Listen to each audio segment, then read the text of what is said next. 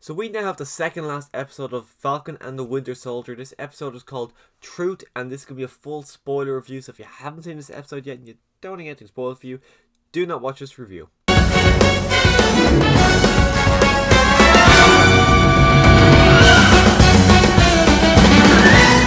So this episode picks up right where episode 4 left off. After John killed the guy with the shield, you see him literally sprinting as far away from the situation that he possibly can. He kind of has a breakdown inside of a warehouse, starts freaking out, and then Sam and Bucky come in, trying to calm him down, and then they try and take the shield. John realizes that they only came for the shield and not for him, and John loses his shit, leading to a fight scene that I would have loved to see on the big screen. You see Bucky and Sam teaming up, fighting John Walker, who John Walker is absolutely losing it. You see Falcon's wings getting ripped off, so Falcon has no wings anymore. You see Bucky get electrocuted from his arm against electricity. You see John Walker's arm getting broken by Bucky and Sam teaming up, and then honestly, this fight scene as a whole was just absolutely insane. You see John say way too many times, "I am Captain America." My mind immediately went to, "I am inevitable, I am Iron Man," and the way he said it, he looked like he. There's multiple scenes throughout this episode, like when through this scene, where the scene when he takes Falcon's wings off, he was about to kill Falcon. He was about to kill Falcon multiple times as well throughout this fight scene. As well, he's going to kill Bucky multiple times by putting the shield down and killing him multiple times. He was getting ready to do that until, of course, either Falcon or Bucky came out and saved the other throughout this fight scene. He was ready to kill them. Of course, Sam and Bucky were never going to kill him. They just wanted the shield. But John Walker was ready to kill them at multiple times. But it ends up anyways with John having a broken arm on the ground, passed out, and Sam and Bucky leave there with the shield. But first off, Sam looks at the shield, he wipes the blood off, and he just looks so sad. He looks like this shield has been a symbol of hope for him, and now seeing what it has become has just broken the man's heart. But then we go off, we see that John Walker has now been taken, the mantle of Captain America has been taken away from him. He is no longer Captain America, and he's shouted at the American government. And what he was saying, it made sense to me. He was saying that all I done was what you guys asked me to do. All I done is what you guys have trained me to do. I only know how to do is because you guys trained me to do all this stuff.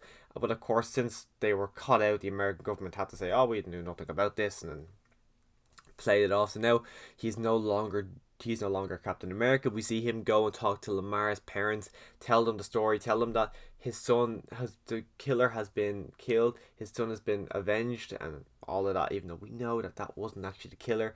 John knows that that wasn't the killer, but he can't let anyone know that he just killed an innocent man, but he had to let everyone know that that was the killer, so everyone believes he was the one who killed him, but of course he wasn't the one who killed him.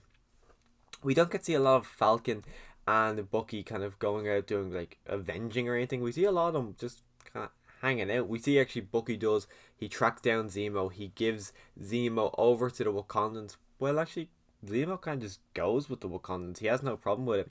So now I think that's the end of the Wakandan storyline. I was kind of hoping we'd see T'Challa, but I don't think we will at this stage. But yeah, so Zemo is now gone. I think we're not going to see Zemo again. We see a little bit of Sharon Carter in this episode, really setting it up that she is the power broker. We see her doing some chat, like we only just see her on the phone. It's just, I feel like they just showed us scene just again to just kind of shove it in our face that she is the power broker. I'll be more surprised now if she isn't the power broker than if she is. I feel like they're really kind of setting up that she is it, so we'll find out in episode 6. So imagine the way, actually going off WandaVision, that we had so many questions that weren't answered. I wouldn't be surprised if we just never got the answer to our power broker, and it's just left as the power broker is the power broker. But again, the majority of the episode is just Bucky and Falcon just having some time together, just spending time together, having a good relationship. They even say in the episode that they're not friends, they're partners, but they're not friends. They were friends because they had a mutual friend, and now that mutual friend is gone.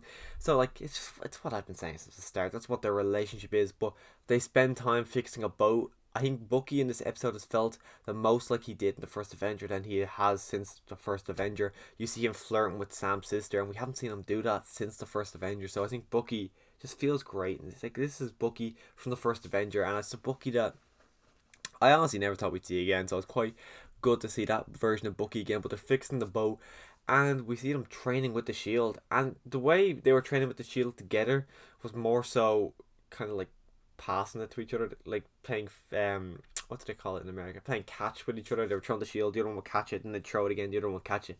Really just talking. They were kind of Bucky, or Sam gave Bucky some tough love, saying that you're not going to get what you want by just going and apologizing.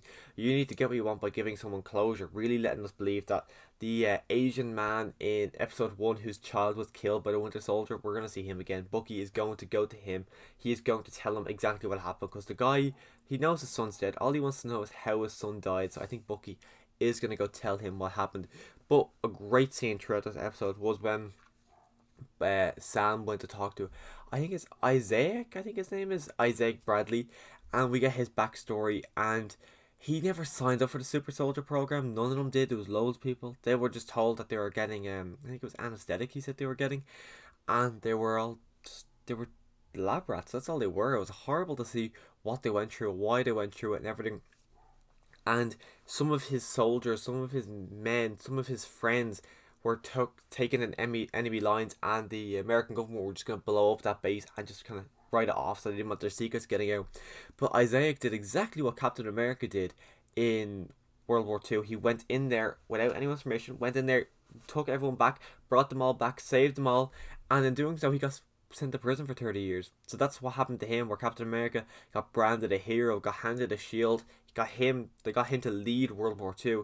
This man got sent to prison because of what he did, and it was honestly horrible. You see, this man is broken. He's actually legally dead. No one knows he's alive, and like his wife or girlfriend, I don't know what it was, never got to see him again. Honestly, his story is just heartbreaking. Sam went there to give him the shield, but he wanted nothing to do with it, and you understand why. Isaiah was saying that America's never going to accept a black man as Captain America, and any black man who takes a role as Captain America has got no respect for himself or any of his people. That's what Isaac was really putting into Sam's head. So Sam was really he didn't know what to believe. He kind of lost all his hope, didn't know what to believe in anymore. But then, of course, Bucky and Sam did have their training sequence. They had their hearts to hearts together. And now Sam's training for Captain America, and seeing him train to be Captain America was just fantastic. You see him going out for running, you see him throwing the shield, getting really good with the shield. Not on Captain America's level, but he was getting to the level that he felt that is going to make him a good Captain America. Of course, we see at the end, we see Carly and her group. There was a vote inside of New York City where they were voting to close all their borders, to go back to the way things were in the prior to Infinity War, where everyone had their borders. You can't just come in, you have to go back, you have to go through all this rigmarole just to get into countries, and they want to go back to the way it was, because during the 5 years there was no borders or anything. People just helped out other people. So now that everyone's back, they want to go back to the way it used to be. Of course, that's what Carly's been fighting against the entire time. So the vote is happening at the moment. Lights go off, the walls all go red. Of course, we know the Flag Smashers are there. We look at the Falcon. He is opening a box from the Wakandans, and I imagine it's his new wings, and I imagine they're vibranium wings. So Sam is now going to put his new wings on. I imagine there's a new outfit there that's going to be very similar to a Captain America-esque outfit. He's going to go in there holding the shield and the wings. We're going to go see the full Captain America Falcon look. I'm really excited to see what his costume's going to look like. Hopefully make a pop of it, because my pop's quite dated now at this stage. So I imagine Bucky and Sam are going to go in, fight there. They're going to take down the Flag Smashers, but that was the end of the episode. But we did get a post-credit scene, and the post-credit scene was seeing John Walker making his own Captain America shield. I have no idea how the show's going to wrap up.